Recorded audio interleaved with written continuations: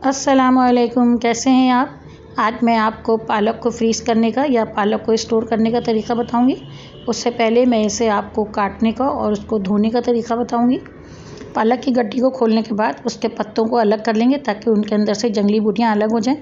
और उसके बाद मैं उनके पत्तों की डंडियाँ काट लूँगी और सिर्फ पत्ते लूँगी और उसको छोटे छोटे पीस कर लूँगी। कुछ पत्तों को मैंने सिर्फ डंडियाँ तोड़ के अलग कर ली हैं, उनको मैं काटूँगी नहीं, उनको इसी तरह मैं साफ़ कर लूँगी।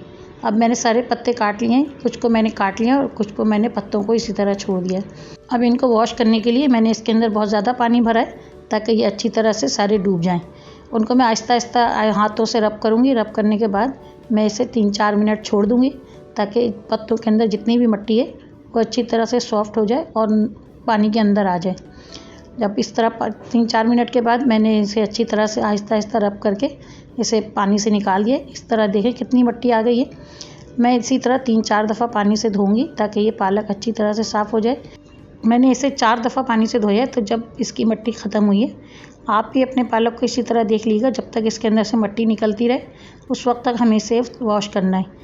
अगर जब मिट्टी ख़त्म हो जाएगी तो हमारी पालक साफ़ हो जाएगी। धोने के बाद मैंने इसे कुछ देर तक छलने में ही छोड़ दिया था ताकि इसका पानी अच्छी तरह से निकल जाए।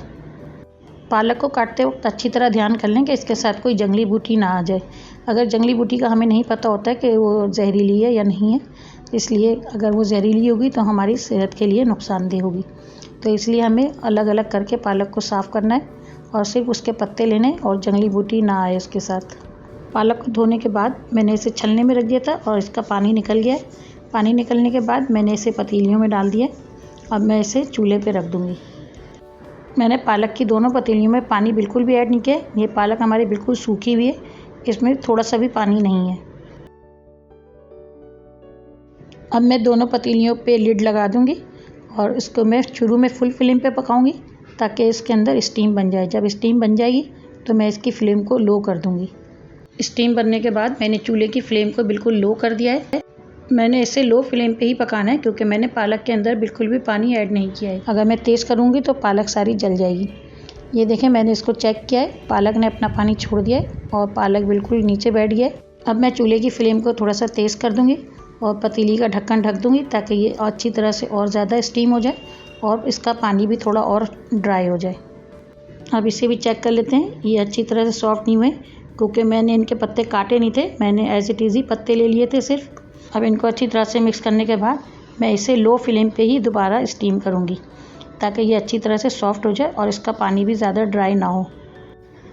अब दोबारा से इसे चेक कर लेते हैं। ये हमारा अच्छी तरह से पालक स्टीम हो चुका है। इसके अंदर पानी थोड़ा सा रह गया है। हमें इसको बिल्कुल ड्राई नहीं करना है, थोड़ा सा पानी छोड़ देना है बस। अब मैं चूल्हे की फ्लेम को ऑफ़ कर दूँगी और इसे ठंडा होने दूँगी।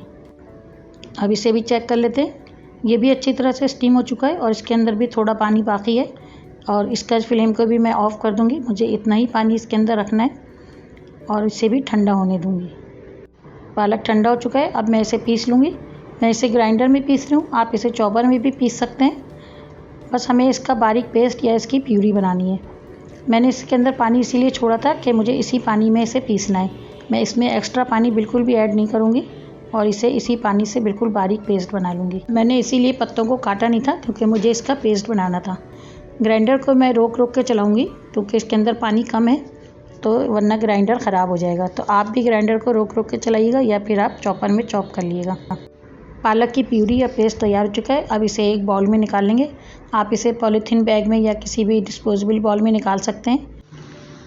अब जिस पालक को मैंने काट के स्टीम किया था उसको भी मैं बाउल में निकाल लूँगी।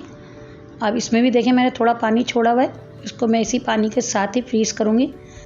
आपको जितनी पालक एक दफ़ा में पकानी है आप उतना ही बड़ा इसका पैकेट बनाएं ताकि आपको पकाने में आसानी हो।